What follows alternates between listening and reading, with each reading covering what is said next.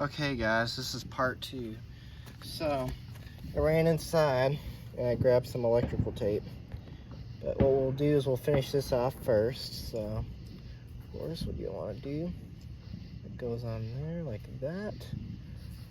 And then you're going to slip this through, just like so. And then you're going to put your cap on, just like that. And I want to twist it.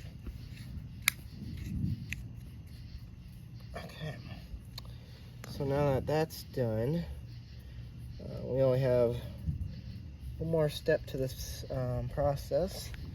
So what we're going to do is we're going to tape up the wire that the old connector was on. So, of course, you got to work fast because storm's about to come.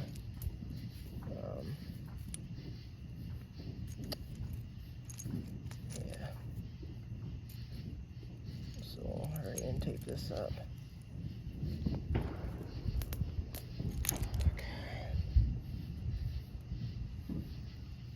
That should do it. Now, what we'll do is again grab our portfolio connector.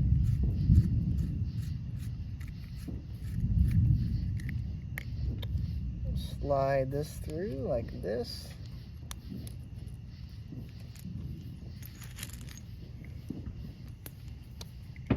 There. Cap this in. Make sure it doesn't go towards the.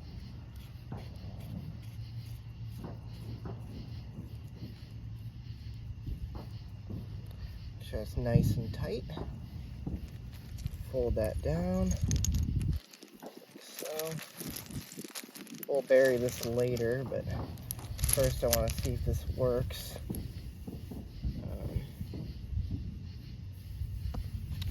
So we'll go plug in our transformer.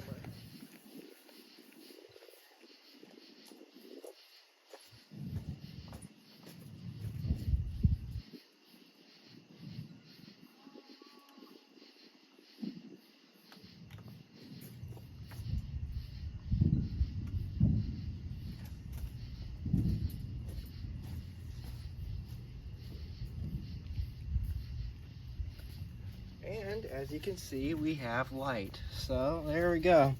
So that is the simple step to replacing a low voltage connector.